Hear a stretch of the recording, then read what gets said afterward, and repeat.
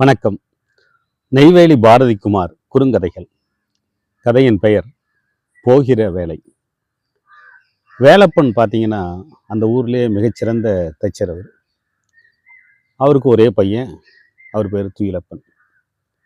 வேலப்பனுக்கு வயது அதிகமாக அதிகமாக கைகள்லாம் நடுங்க ஆரம்பிச்சிருச்சு. இனி தைச்சர் வேலை செய்ய முடியாத நிலைமை வந்துடுச்சு. ஆனால் பையனும் எந்த வேலையும் கற்றுக்காம, வேலைக்கு போகிற எண்ணமே இல்லாமல் எப்பொழுதும் சோம்பேறியாக இருந்தான். வேலப்பனுக்கு தன் மகன் துயிலப்பன் மேலே ஒரு பெரிய கவலை இருந்தது. எப்படி இவனுடைய பிற்காலத்தை அவன் பிழைக்க போகிறான் அப்படின்னு.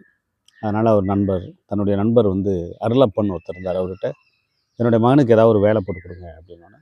அவர் நண்பருக்காக தான் வேலை போட்டு தரேன் பையனுக்கு அப்படின்னு சொல்லி வர சொன்னார். இவன் என்னைக்கு வேலைக்கு போகணுமோ அன்னைக்கு காலையில் திங்கக்கிழமை எழுந்தான். தூங்கி எழுந்தப்புறம் நேரத்தை பார்த்தான். மணி 8, 7:30 to 9 ராவு காலம். அதனால் இன்றைக்கி வேண்டாம், நாளைக்கு போகிறேன் அப்படின்னா. சரி அப்படின்னாரு.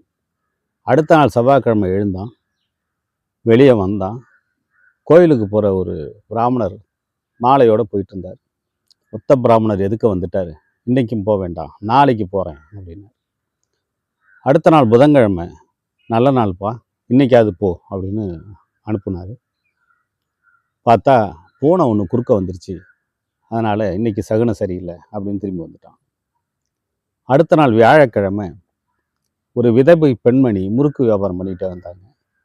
கைம்பெண் எதுக்க வந்துட்டாங்க, அதனால் நான் இன்றைக்கி வேலைக்கு போகல அப்படின்னு திரும்பி வந்துட்டான். மறுநாள் வெள்ளிக்கிழமை வேலைக்கு போகிறதுக்காக கிளம்பி போகும்போது சைக்கிளில் ஒருத்தர் விறகு வியாபாரம் பண்ணிட்டு வந்தார். விறகு வியாபாரம் பண்ணுறவரை பார்த்தா அன்னைக்கு கெட்டது தான் நடக்கும் அப்படின்னு அவன் சொல்லி அன்னைக்கும் திரும்பி வந்துட்டான். இதுக்கு மேலே அவங்க அப்பா வேலப்பனால் தாங்க முடியல.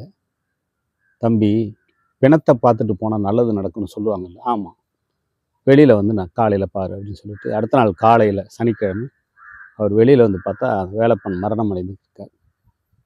வெளியே பார்த்தா ஊரே திரண்டு அந்த வேலப்பனுடைய தொழில் திறமைக்காகவும் நல்ல மனிதர் என்பதற்காகவும் திரண்டு இந்த இறுதி சடங்குக்காக வரணும்னு வந்திருக்காங்க. அப்போ அந்த அருளப்பனும் வந்திருக்கார். அவர் சொல்கிறார், உங்கள் அப்பா உனக்காக தான் ரொம்ப கவலையோடு இருந்தார், நீ வேலைக்கு போகலைன்னு, இனியாவது வேலைக்கு போ, அதனால் இந்த காரியங்கள்லாம் முடித்த பிறகு நாளைக்கு நிச்சயமாக வேலைக்கு வந்துடு அப்படின்னு சொல்கிறார்.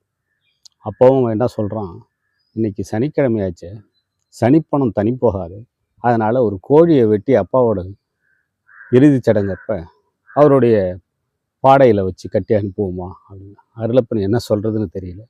திரும்பி பார்க்குறார். அவங்க ஒரு பெரிய கோழி தன்னுடைய குஞ்சுகளோடு போயிட்டே இருந்தது. அந்த கோழி என்ன சொன்னிச்சான், குஞ்சுகளெல்லாம் பார்த்து, நாமெல்லாம் தினம் உழைச்சி சாப்பிட்டுட்ருக்கோம், உழைக்க தெரியாத உழைக்க விரும்பாத சோம்பேறிகள் ஏதோ ஒரு காரணத்தை சொல்லி உழைக்கிறவங்களை உழைப்பை வெட்டி அவங்கள தின்று சாப்பிட்டு வாழ்ந்துட்டு இருக்கிறாங்க. அந்த சோம்பேறிகள் இருக்கிற பக்கம் நீங்கள் போயிடாதீங்க அப்படின்னு தன்னுடைய குஞ்சுகளெல்லாம் அணைத்து கொண்டு போய் சேர்த்துதான். போகிற வேலை என்பது எப்பொழுதும் உழைக்கின்ற வேலையும் உழைக்கின்ற நாளும் மனிதனுக்கான நல்ல வேலையாகத்தான் அமையும் அப்படிங்கிறது வேலப்பனுடைய மகன் துயிலப்பனுக்கு புரியாமல் போனது தான் விந்தை. நன்றி.